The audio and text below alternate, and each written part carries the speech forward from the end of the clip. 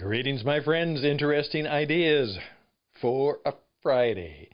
A Friday in the first kind of summer weekend, which means that in many parts of the world, if you're fortunate enough to be situated that you're saying, I think I'll take off a little bit early on Friday.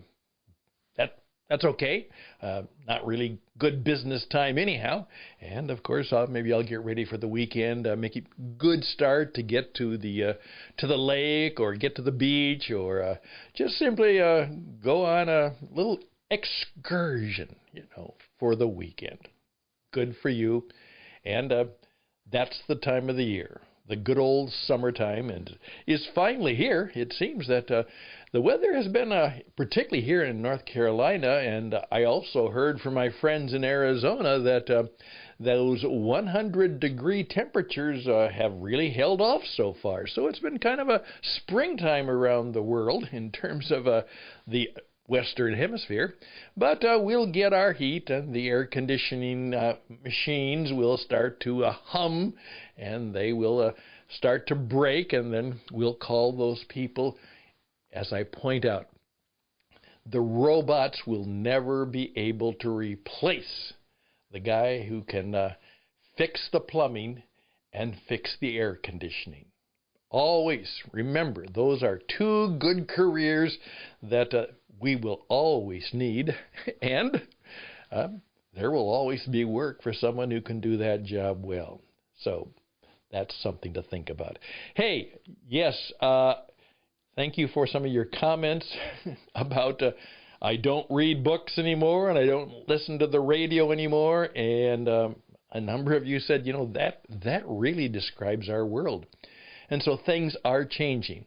And of course, right now we're being inundated with all kinds of stuff about AI, artificial intelligence, and my colleague, who I'll talk about on the program, just let me know, and he said, Stan, I think I've been able to clone your voice. I think I've got it. I think I can now make you say anything, even though you didn't say it. I'm glad he's my friend. Okay, today I'd like to tell you a little bit about AI, which I know very little about, but I know younger people who do. But I do know something that will help you not be taken in or replaced or feel threatened by artificial intelligence. That's what this Friday program is all about. Just a few thoughts to get you ready for the weekend. And the program begins. Well, it's already begun, but we'll get serious right now.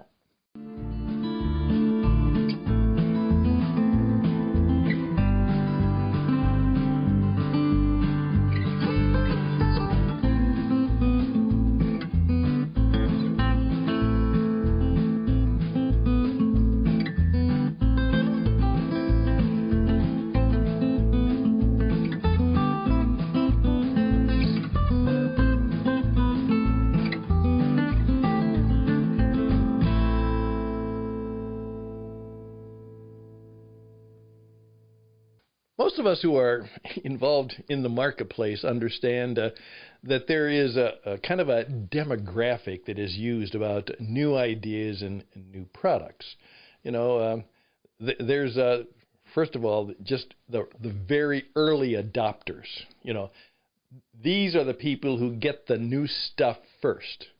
And then, of course, it goes a long spectrum until you get to the late adopters. And those are the people who finally give in. And fighting and screaming, they kind of have to adopt the new technology or the new thing, but they're not very happy about it.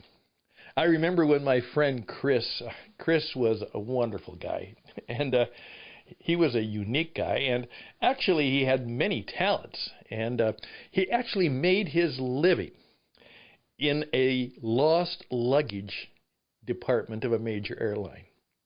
Now, can you imagine what would seem to be a worse job where every customer is mad at you? You lost my luggage. Well, Chris was the leader of one of those departments in a major airport for a major airline. But he loved that work. He was so good at it. He oftentimes said, when it comes to finding a lost luggage, I'm the best. If I can't find it, nobody can find it, but I'm really good at finding lost luggage. And the abuse he got, he just smiled.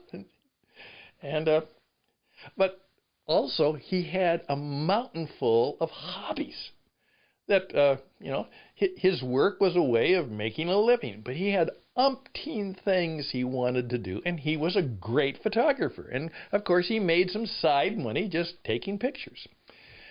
But when the digital camera came in, Chris said, no way, because he would take the picture and develop it and all that, the film. And I remember the day when he finally said, well, Stan, I guess I have to admit it. I'm getting a digital camera. And he was almost heartbroken. He had these beautiful, expensive film cameras that obviously weren't very good anymore. And of course, he had hundreds and hundreds of vinyl records too. But of course, he was right. He said, they'll come back. And of course, now they are. But that was, the late adopter. On the other hand, my wife's boss for many years was totally an early adopter. If it came out, he got it. In fact, he was one of the first persons to get a fax machine. I think he spent about $3,000 for it. And he'd heard about it, so he went out, and he was working in a major insurance. He was a top producer, quite a sales guy. And he got this fax machine, and he brought it into the office, and he told my wife to set it up. And he said, now let's send a fax. And she said, to who should we send it? Well, he gave a name. She said, Tom, nobody but you that I know of even has a fax machine. You're the only one I know who has one. So I don't know who we could send it to because we don't know. Oh, my goodness, I didn't think of it. Well, of course, that eventually changed. And part of the way it changed is many of the young people in the office who were there, but they couldn't afford a fax machine, so they were obviously always coming into the office, and my wife very graciously would allow them to start sending faxes. And of course that's true, but of course now even the fax machine is like the IBM Selectric typewriter. It's an antique that really doesn't work or is useful anymore. Early adopters, late adopters. Now, what are we going to do with this idea of artificial intelligence? Now, here is kind of a guide that might help you. Don't be an early adopter, as a lot of people are. They're the ones, don't worry about that. Don't worry about all the hype, and don't worry about all the danger. All of that is meant to get your money, either to get you to overcommit and invest now, or to be afraid of being left behind so that you will do something. Let's see where it's going. Now, however, what I have, and I have a younger man by far, who has actually been working on that idea, because he's talked to me about this. He was the one that talked to me. He said, watch Bitcoin. See what happens. Don't do it now, but watch it. And he would still say, not yet, but be careful. But he was very much looking at the artificial intelligence. He's in the country of India. And by the way, a lot of technology actually begins in India in some of the computer and technology ways. We think it all starts in Silicon Valley, but not really. Oftentimes, they're the ones who make the money on the machinery, but a lot of the theory, you might even say the theology of it, oftentimes comes out of other parts of the world. Israel being one, India being another. And so here's what he said to me: Stan, let's watch it. And then he said, it's not up to 50% yet, but as it approaches 50%, even if you don't like it, even if you're not sure you want to get involved, at least start learning about it. And don't buy an electric car now, but watch them. No. Just see where it's going. Don't write the whole thing off. I love my real car, my gasoline, my diesel car. Certainly, they're going to be around for quite a while, but begin to watch the trends. And so what he said to me is, here's what we need to do, and we made our subscription so that we're learning and experimenting with the ChatGPT.ai, which is, I guess, as he points out, there's all kinds of them, but you have to find the one that looks the less suspicious and has perhaps the greatest amount of database if you want to get better results. And he then pointed out that there is going to be a whole new line of work, and it will be called PEs, and that is prompt engineers. These are the people who will teach you how to prompt your AI, because the quality of the stuff you're going to get will be very much based on how you talk to it, how you prompt it, how you tell it what you want. And there's going to be a good career in that. It'll be a short one, but it'll be good for a while until it begins to catch on, and eventually everybody will know a little bit of how to do that. A prompt engineer. They're not really engineers, but it sounds more important that way. However, then he said, we'll watch it and we'll be prepared to use it well. And we will try and be ethical and spiritual and moral and Christian gentlemen in how we do it, but we can't write it off, nor can we adopt it fully and thoroughly. And that matches me. And by the way, if you need help in understanding what you should do with AI, let me know, because we can help you. We can help you with our values. We can help you. Just don't take advice from anybody, all right? Take it from me or my friends.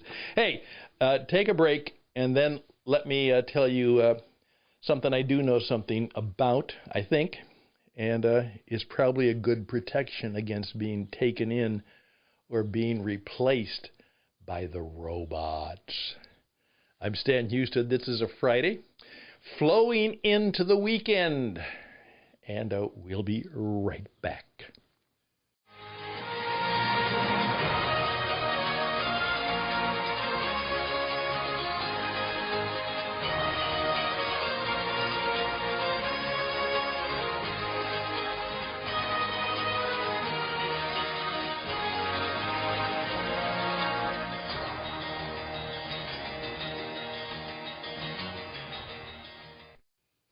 It's a word or words that I hadn't heard in combination. I've become, over the years, a great admirer, and I've mentioned it before. Most of you have never heard of him. Many people never will. His name is Howard Thurman. And he was a black African-American minister, philosopher, thinker, brilliant man. Again, raised up from poor sharecropper slave family in the late 19th century, and went on to become just an incredible intellect, thinker, writer, minister, a true Renaissance man of the Spirit, Martin Luther King Jr. Was one of the people he mentored. Yeah. And there were a whole bunch of them. Some of the top really great civil rights leaders came to Howard Thurman. Now, he kept a low profile. That's why, you may have heard of Malcolm X and all of those other people like Martin Luther King Jr. And there were people who encouraged him to become a star. He said, no, I don't want to be a star. I want to be a spiritual guide to those who are the stars. I want to be the one that they can confide in, the one that they can get counsel from, the one that they can get help from. I don't want to be a big shot. I just want to be helpful to the cause. And what he said is one of the techniques he would teach them, he said, because you're going to have a rough life, and he called it inner authority. The people who live well will be seeking and thinking, perhaps praying, certainly meditating, and try to find the sweet spot of their life internally, where they feel strong, where they know they live with authority. And that's what he said is really lacking today. He was the man who said, hey, let me tell you, do what makes you fully alive. Most people never do. Find out what makes you become fully alive and then do that. Because what the world needs now is more men and women who are fully alive. And so, if that fascinates you, or if that idea you think is important to you, it's worth a conversation. But it's something you need to develop. Inner authority, a deep sense. They're not going to replace me. There are things about my skills and my wisdom and my insight and my truth and my sense of humor and my humanity and my gentleness and strength and kindness, my sense of confidence, the fact that I am not addicted to all kinds of crap, but I live with true inner authority, will make the difference. Well, let's let it go at that. Inner authority. The best way to deal with AI is IA. Let's go for it. I'm Stan Houston. This has been Interesting Ideas.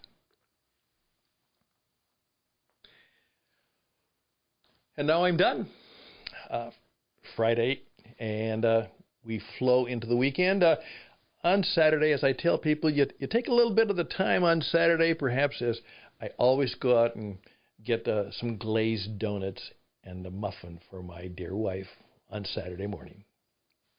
It just makes her happy. So I do that because I'm up early, always. But then do a little work, but around noon, gear down. Then it's time for a day of rest. Do some rest, recreation, relaxation, reflection. And then let that flow into Sunday, time for worship. And then, again, think about what life is all about. And then come Sunday night, put your spiritual boots on and get ready to walk tall on Monday. All of this advice is free, but I'd be glad to do more for you. And it might not be free, but we can be helpful to you in planning your life and your business and helping you live better and make more success of it. What It Takes Radio, witradio.net, will teach you how to be a podcaster, which you are going to have to learn how to be or do someday. And then, if you'd like some performance coaching and how to live and manage and lead well, My team and I can help you with that. Just reach out to me at stanhusted@gmail.com, stanhusted@gmail.com. All the best and blessings to you.